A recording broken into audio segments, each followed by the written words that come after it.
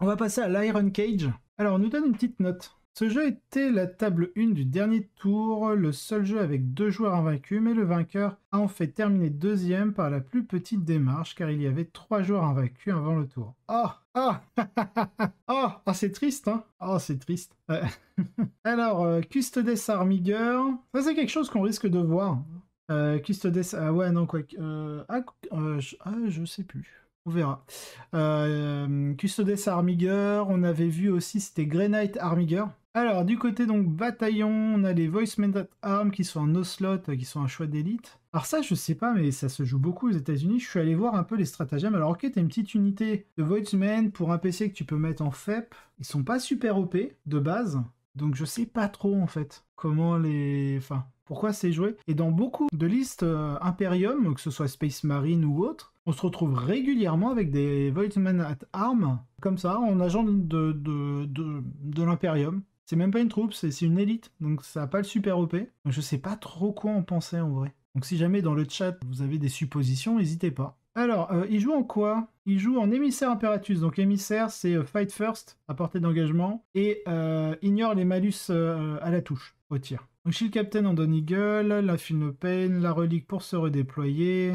Il reste en Bolt Hurricane. On a 3 agents qui prend 40 points. 200 points maintenant. Ensuite, on a 1, 2, 3, 4, 5. Donc 5 unités de 3 Sagittarum, la classique en émissaire. Profiter à mort de l'ignore modificateur pour toucher. Ensuite, en élite, on a 2 Achillus et il n'a pas utilisé le pénitent. Il a une unité de Vexillus Praetor avec la voix de l'empereur.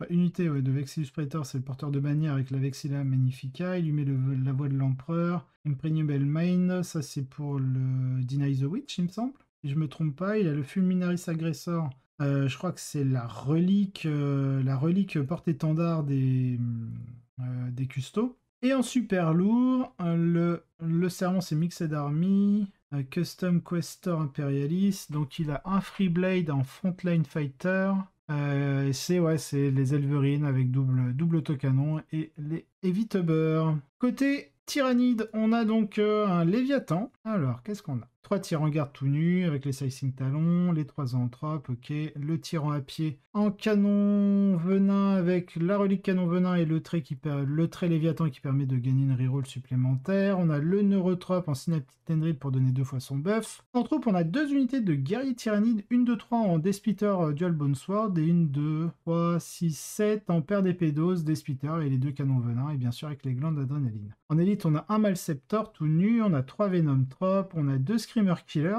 en glande d'adrénaline et Sacatoxine. Sacatoxine, c'est quand vous faites un 6 pour toucher, vu qu'ils ont 11 attaques en charge. Sur un 6 pour toucher, vous blessez auto. À la deuxième patrouille, on a le Tyran ailé avec la Feel No Pain à 5+, en trait de seigneur de guerre, le Reaper d'Obliterax. Une autre petite unité de guerrier tyrannide en Despitter et paire d'épée d'os. On retrouve un Exocrine avec la munition vorace et une Harpie Synap, avec l'option Synap. Donc victoire 62 à 60 en tyrannide.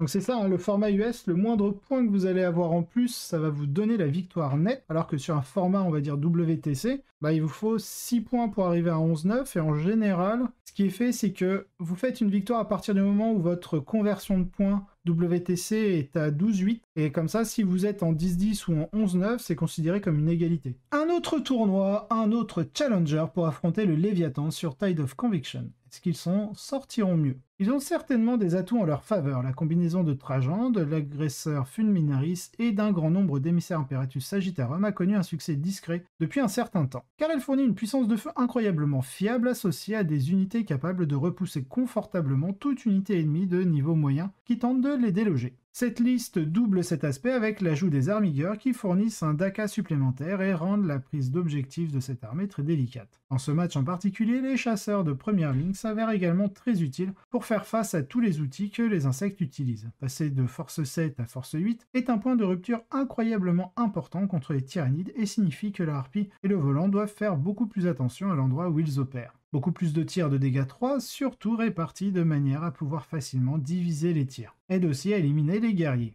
Et les Dread Achillus sont d'excellentes unités de contre-charge. Cela fait que de nos 3 challengers de la table d'honneur, c'est le seul qui a le potentiel de surpasser les tyrannides, et cela se voit vraiment dans le score. Ah bon? 62 à 60, ça se voit pas des masses. Mais bref, en tout cas, il pouvait lui tenir tête. On va plutôt dire ça.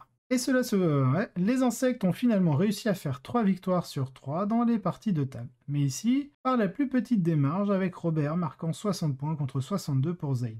J'aime beaucoup le combo Custodes Chevalier ici, et j'espère contre toute attente qu'on trouvera un moyen de le construire pour les Néphilim, malgré le coup en point de commandement. En première place, on a donc le Léviathan de l'autre table. Donc lui il joue un tyran, donc première patrouille, on a un tyran avec le char de goulette et le trait de Léviathan, donc le canon venin. Hein. On a 2x10 Ormagaunt, on a un Death Sleeper sans son trait, 3 tirs en garde, un Exocrine avec la munition vorace et une harpie avec le synapse. En deuxième patrouille, on a un Neurotrope, un tyran... Mais attends, on l'a déjà vu celle-ci? Mais oui, on l'a déjà vu, c'est celle d'en haut. Ils se sont un peu foirés là. En parlant de marge étroite, Bam a réussi à dépasser Zane d'un seul point de victoire au total, prenant la première place. La liste est essentiellement composée de Léviathan standard, mais attendez-vous à ce que quelques unités d'Ormagaunt, comme ici, apparaissent dans les constructions tyrannides, car ils sont maintenant un peu moins chers que l'unité minimale de guerriers, et peuvent couvrir beaucoup de terrain pour voler un objectif, et sont un peu plus capables d'éliminer les paillettes que les gargouilles. Félicitations à Bam pour cette victoire. Alors c'est pas vraiment la même utilité. Moi, les guerriers, ça reste quand même une unité qui impacte un peu tout et n'importe quoi, et les tue un peu tout et n'importe quoi. Là où les Ormagaunt, c'est beaucoup plus de la saturation. Donc en deuxième place, on a Zane, donc invaincu. Ah bah attendez, en fait, Zane, et comment il s'appelle? Et Bam, en fait, il joue la même liste. On a les 7 avec des Spitters, tout ça. On a Venom Trop, Zoanthrope, les doubles Screamer Killer en adrénaline. Ok, c'est drôle. On peut s'arrêter ici. C'est le pays des insectes. Bravo à Zane pour avoir pris la seconde place et de continuer à faire mal avec les tyrannides. Donc pour le reste du bed, troisième place, on a un tyrannide, mais cette fois-ci en Kraken avec beaucoup de guerriers. Quatrième place, on a un Chaos Knight en RP Trax. Et il spam le War Dog. Just YOLOing. A lot of huntsmen and carnivores straight at the enemy. En cinquième place, encore un tyrannide. Bon, on va passer. Hein. On a donc notre joueur Custodes qui redescend, qui est en table finale. Et boum, il redescend. Sixième place. Et enfin, en septième place, on a un Astra Militarum. Alors, ils étaient combien sur ce tournoi? La septième place en Astra, ils étaient quand même 46. Et donc, on a un joueur Astra Militarum qui arrive quand même à la septième place. Tank Commander, Manticore, with a minimum brigade. Ok, puis il joue en brigade.